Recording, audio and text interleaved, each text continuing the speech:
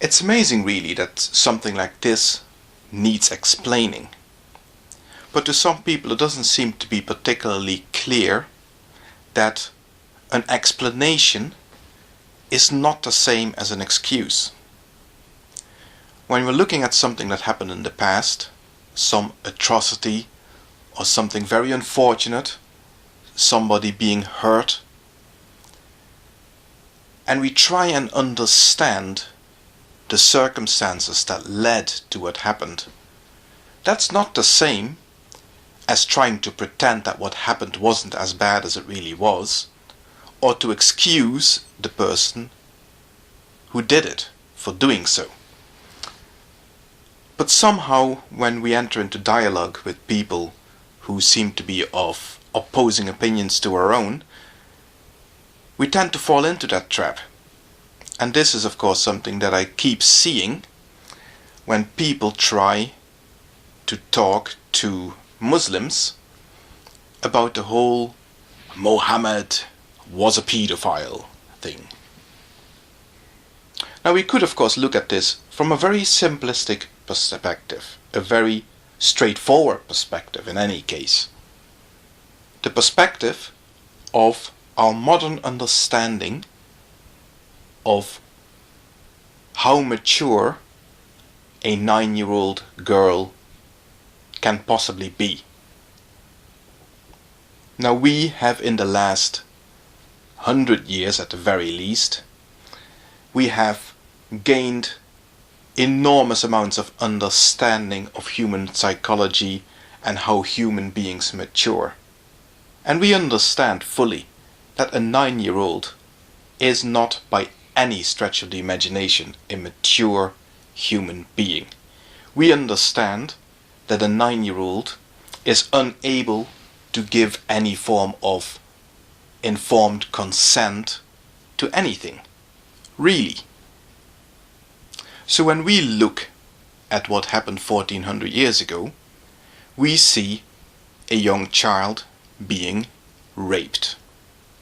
And that is, from our perspective, undeniably what happened.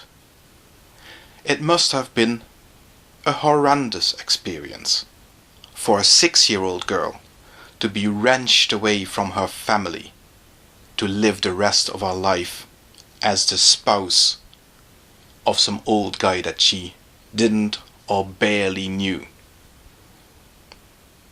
And you can only imagine what it must have been like for her to be subjected to the consummation of that marriage 3 years later. It's horrendous. The act itself was horrendous. And from our perspective, without any shadow of a doubt, Mohammed, by consummating his marriage when she was 9 years old, was a pedophile. But you can still, with that in mind, try to understand what the circumstances were, what led to what happened happening. And you can understand that at the time people had a very different view of what a young girl was and when a young girl could be considered to be mature. That from a modern perspective we realize that such understanding that existed at the time was incorrect and mistaken is neither here nor there. The understanding at the time led people to believe that young girls were mature enough to enter into a marriage, even if of course they were never consulted on the matter themselves.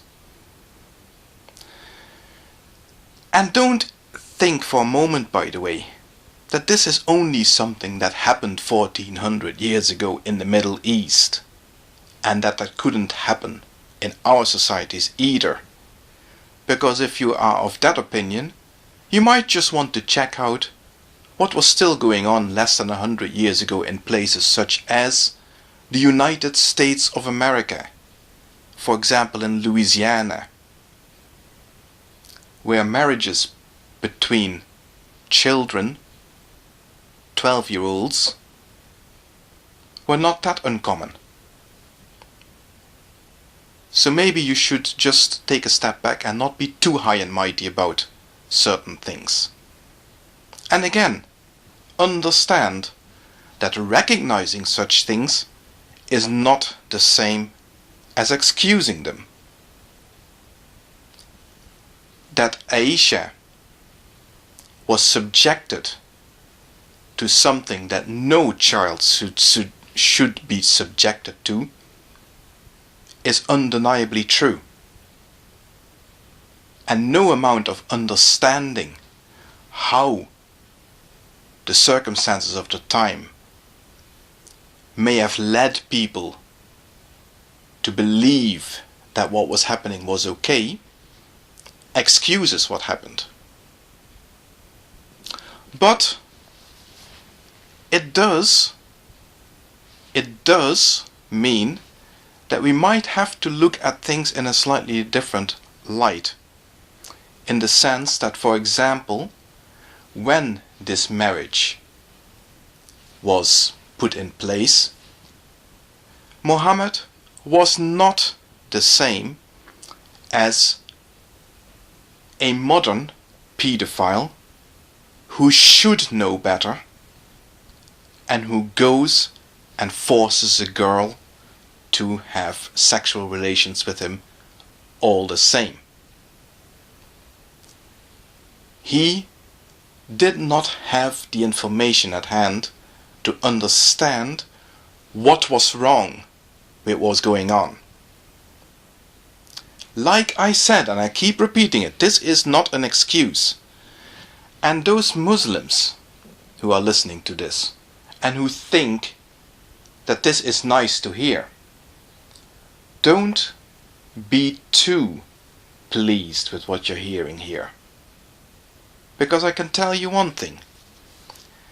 I'm willing to accept that the circumstances of the time mean that we mustn't judge Mohammed on modern criteria, and that we should at least understand that what he was doing was not deliberately malicious.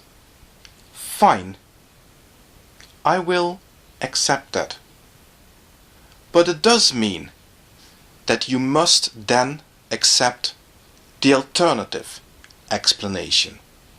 And that is that Mohammed, first of all, lacked understanding and was, in other words, quite ignorant, and that he also lacked a fairly basic level of human empathy. Because no matter what your cultural circumstances are and how they might inform what you think is right and wrong under certain circumstances, I cannot for a moment imagine that somebody able to empathize would have looked at what was happening to that 6-year-old girl and how that made her feel and how she must have been crying herself to sleep night after night, having been separated from her family, and so on and so forth. And look at that and not consider that maybe something was happening there that wasn't right.